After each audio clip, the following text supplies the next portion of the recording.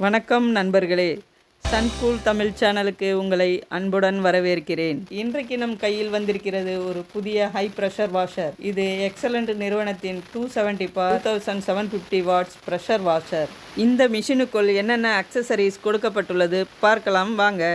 இந்த pressure washer உண்மையிலே எப்படி பர்ஃபார்மன்ஸ் கொடுக்கிறது, இது எல்லாம் இந்த வீடியோவில் பார்க்கலாம் வாங்க நண்பர்களே, பாக்ஸை ஓப்பன் பண்ணலாம். முதலில் இந்த பாக்ஸுக்குள்ள மிஷினை எப்படி பேக் பண்ணியிருக்காங்க பார்க்கலாம் வாங்க. ஒரு மேனுவல் புக்கு ஒன்று கொடுத்துருக்காங்க. அதில் என்னென்ன பண்ணலான்னு டீட்டெயில்ஸ் கொடுத்துருக்காங்க.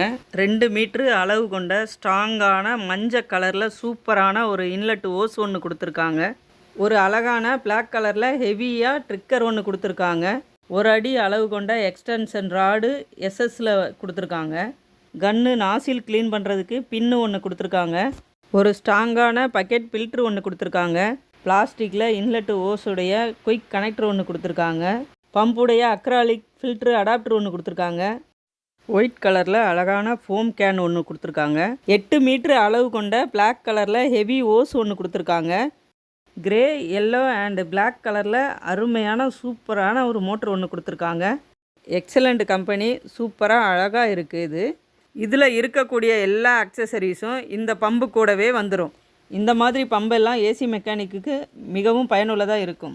ஆடு மாடு கோழி பண்ணை வச்சுருக்கவங்களுக்கும் இது மாதிரி பம்பு மிகவும் அவசியம் உள்ளதாக இருக்கும். பெயிண்டருக்கும் இது மாதிரி பம்பு மிகவும் அவசியமாக இருக்கும். இந்த பம்பை பேக்குக்குள்ளே வச்சு எடுத்துகிட்டு போகிறதுக்கு மிகவும் எளிமையாக இருக்கும். ஃபோம் கேன் கவருக்குள்ளே இந்த ஓரிங் இருக்கும். இதை எடுத்து அந்த கன்னிலே மாட்டி வச்சுக்கலாம்.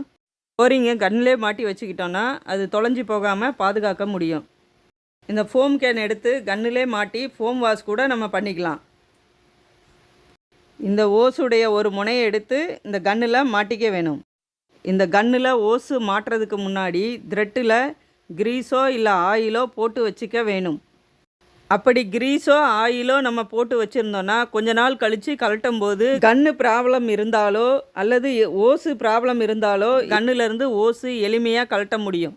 மறுமுனையிலும் கிரீஸை போட்டதுக்கு பிறகு அந்த முனையை பம்பில் மாட்டிக்க வேணும். பக்கெட்லேருந்து பம்புக்கு தண்ணி கொடுக்கறதுக்கு இன்லெட் ஓஸை மாட்டிக்கலாம். அடாப்டரை பேக்கில் இழுத்தா ஓப்பன் ஆகிடும், விட்டுட்டா லாக் ஆகிடும். இந்த குயிக் அடாப்டரை பம்போட இன்லெட் அடாப்டரில் மாட்டிடலாம். மற்றொரு முனையில் இருக்க பக்கெட் ஃபில்டரை பக்கெட்டில் போட்டுக்கலாம். முதல்ல மோட்ரு சுவிட்சை ஆன் பண்ணி கன்று மாட்டாமல் ஓசு வழியாக தண்ணியை எடுத்துக்கலாம். புது மோட்டராக இருந்தால் கன்று மாட்டாமலே ஓசு வழியாக முதல்ல தண்ணியை எடுத்துக்கணும். உள்ளுக்குள்ளே இருக்க 1-2 அலுமினிய துகள்களும் வெளியே வந்துடும். அதனால தான் மோட்டரை ஆன் பண்ணி தண்ணியை வெளியே எடுக்க சொல்கிறோம்.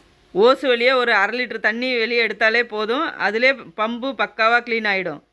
இப்போ பம்பில் மாட்டியிருக்க ஓஸில் மற்றொரு முனையில் கன்று மாட்டி இயக்கலாம். இப்போ கன்று மாட்டியாச்சு, வாங்க அதோட பர்ஃபார்மன்ஸ் எப்படி இருக்குன்னு பார்க்கலாம். பாருங்கள், கடை முன்னாடி இப்போ பெருக்கவே வேண்டாம். இதை வச்சே எல்லாம் பெருக்கிக்கலாம், தண்ணி தெளிச்சிக்கலாம், கோலமும் போட்டுடலாம். அருமையாக இருக்குது. இது மாதிரி பம்பு வேணும்னா இந்த ஸ்க்ரீனில் தெரிகிற நம்பருக்கு நீங்கள் கால் பண்ணுங்கள். கால் பண்ணி இந்த ஆர்டரை ப்ளேஸ் பண்ணிக்கோங்க. சன்கூல் தமிழ் சேனலை சப்ஸ்கிரைப் பண்ணுங்கள். அப்போ தான் நாங்கள் போடுற ஒவ்வொரு வீடியோவும் உங்களுக்கு நோட்டிஃபிகேஷனாக வரும். அந்த பெல் பட்டனையும் ஆனில் வச்சுக்கோங்க. மீண்டும் வேறு ஒரு நல்ல வீடியோவில் சந்திப்போம். நன்றி, வணக்கம்.